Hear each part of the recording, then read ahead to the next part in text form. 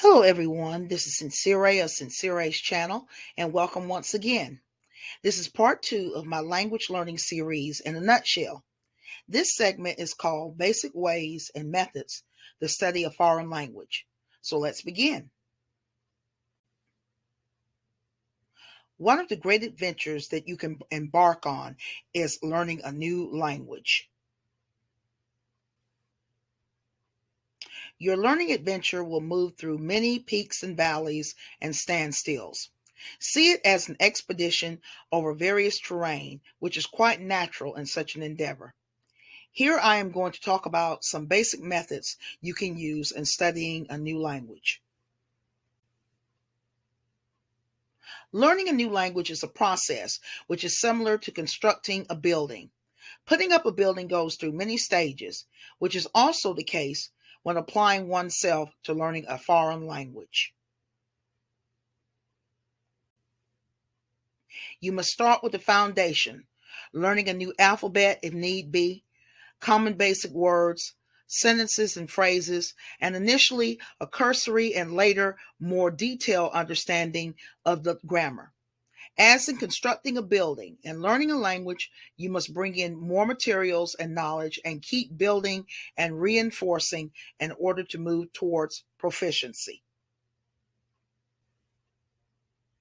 Language learning involves 4 aspects: speaking, listening, reading, and writing.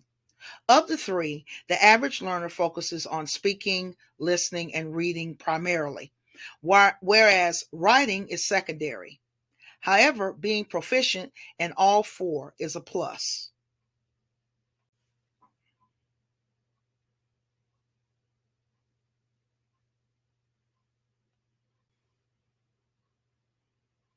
Studying a language before going to sleep at night might aid in language retention. Studies have shown that language learners who study before bedtime often remember more easily what they studied than those who study at other times of the day.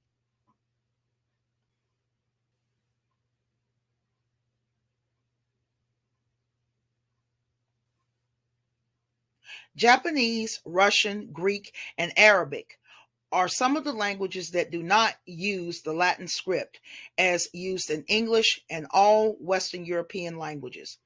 If you decide to tackle such languages, one of the first actions you must take is to learn the alphabet.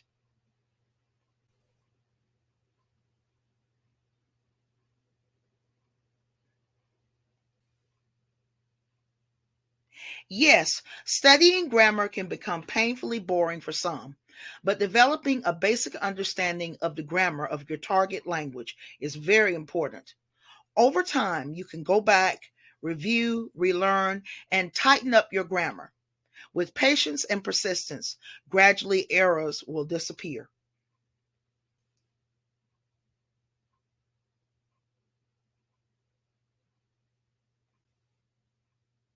Even if you just set the goal of learning one new word every day, in a year's time, that adds up to 365 new vocabulary words.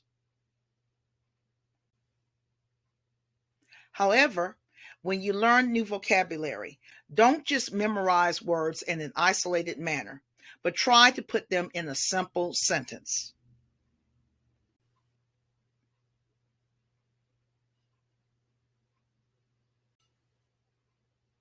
In order to get what we have studied to stick, we must repeat and review. Move forward and don't get stuck, but also go back and revisit old material from time to time.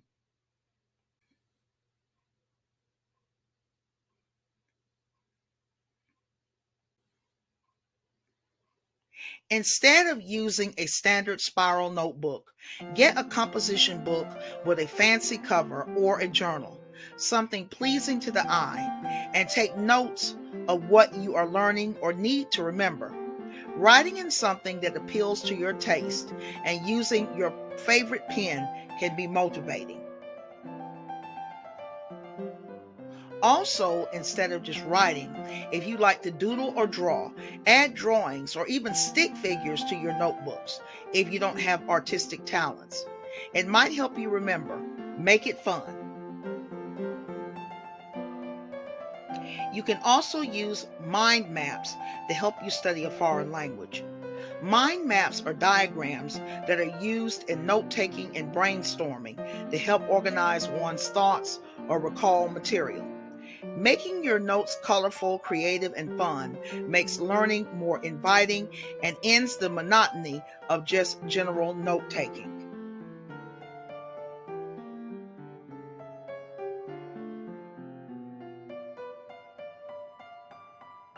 In the early stages of learning a language, you can use sticky notes. Posting them in different parts of your home helps you to remember new vocabulary.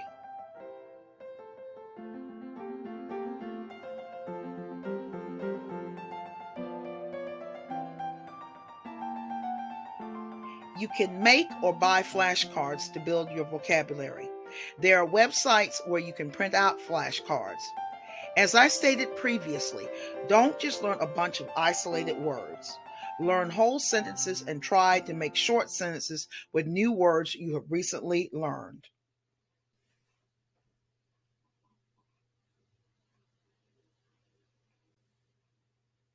In the early stages of learning a language, there are a number of popular apps and also dictionaries that you can download to your smartphone. Apps and note taking on your phone are convenient ways to learn a language. You can study on the go. Take out your phone on the bus, while waiting for an appointment, or while stuck in traffic.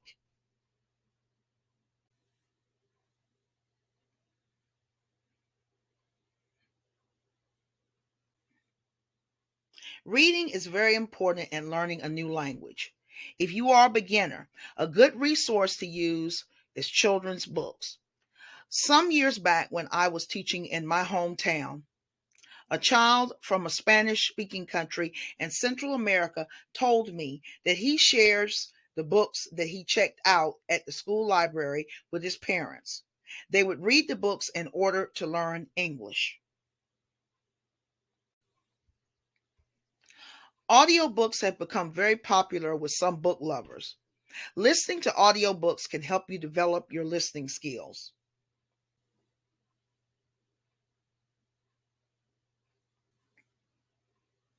As you advance in the language, you can also look at movies and listen to podcasts. This is a great way to develop your listening skills.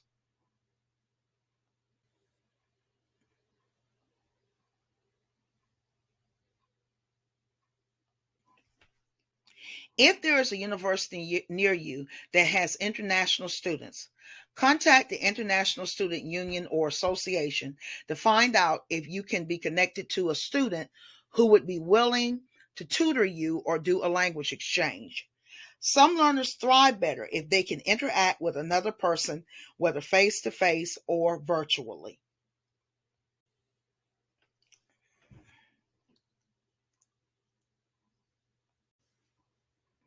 There are various language immersion programs that you can apply for. Language immersion is when a person travels to a country in order to learn or improve in the native language that they are studying. Being immersed in the culture can help a learner progress towards fluency.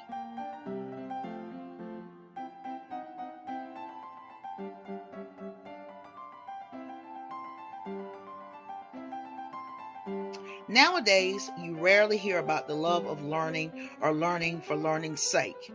This is something we need to get back to. Unlike in earlier eras, learning a skill and developing ourselves has become tied to money. The joy of being passionate about learning has been suppressed. But you, as an individual, can be proactive and tailor your own learning experience.